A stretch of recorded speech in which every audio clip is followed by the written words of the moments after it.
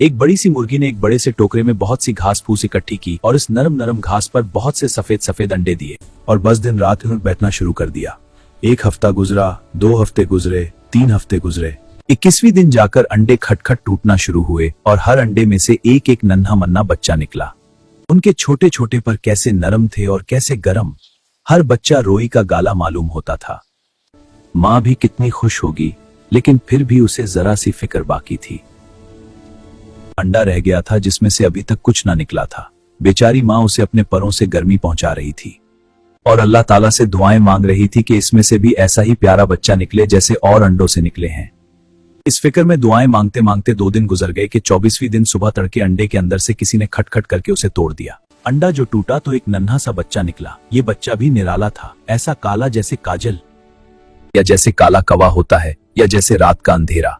और उस पर तरह यह कि इस बच्चे का एक ही बाजू था, एक ही टांग थी और एक ही नन्ही सी आंख। जो इस आधे लंडोरे को देखता तो उसे हंसी आ जाती। उस पर लुत्फ ये कि ये मियाँ लंडोरे थे भी बला के शरीर, इन्हें जो सूझती निराली ही सूझती। एक दिन ये निराला बच्चा अपनी माँ के पास गया और कहने लगा, मैं घर में नहीं रहूंगा, मैं तो जाकर बादशाह का महल देखूंगा और बादशाह से मिलूंगा। अरे मेरे प्यारे, मेरे नन्हे लंगड़ो, कैसी बातें करता है, मुझे इन बातों से डर लगता है। छोटे बच्चों को चाहिए कि चैन से घर पर रहें और माँ के परों में खूब गरम गरम रात काटें। लेकिन मियाँ लंगड़े ने एक ना सुनी। सर हिलाया, अपना एक बाजू फड़फड़ाया, अपनी काली आंख इधर उधर चलाई, कहते हुए एक टांग पर लंगड़ाते हुए घर से निकल गए। चिप चिप, खुदा हाफिज।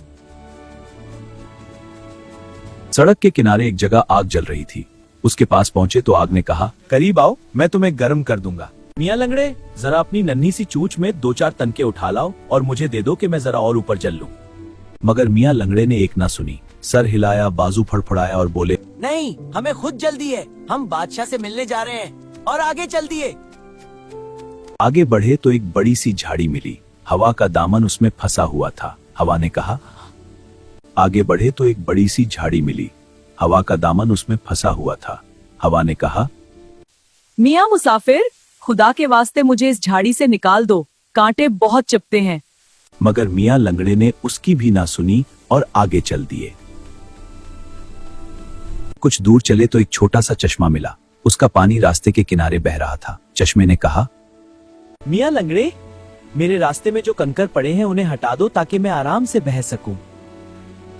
नहीं, हमें जल्दी है, हम बादशाह से मिलने जा रहे हैं। और आगे बढ़ गए। आखिर वो बादशाह के महल में पहुंच गए। बादशाह का बावर्ची एक चूजा पकड़ने निकला था। उसने मियाँ लंगड़े को देखा तो पकड़ लिया। मियाँ चूजे को देगची में डालकर देगची उठाई और आग पर रख दिया। दहाई है, दहाई है, ए आग, मुझे जलाओ नहीं।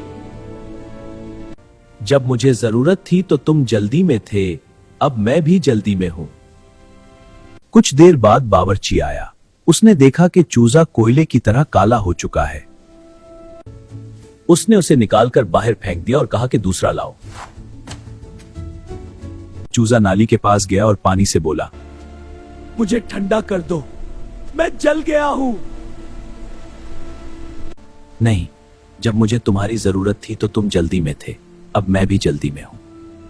फिर हवा आई और उसे उड़ा ले गई। चूजा हवा से इल्तिजा करता रहा, मगर हवा ने उसे मीनार की चोटी पर जा टिकाया और वो वहीं लटक गए। अब जब हवा चलती है तो वो मीनार पर मुड़कर लोगों को हवा का रुख बताते हैं। और मुर्गी जब अपने बच्चों को देखती है तो आह भरकर इस लंगड़े चूजे का किस्सा सुनाती है, जो अपनी शरारत और जल्दबाजी की वजह से हमेशा के लिए मीनार पर टंग गया।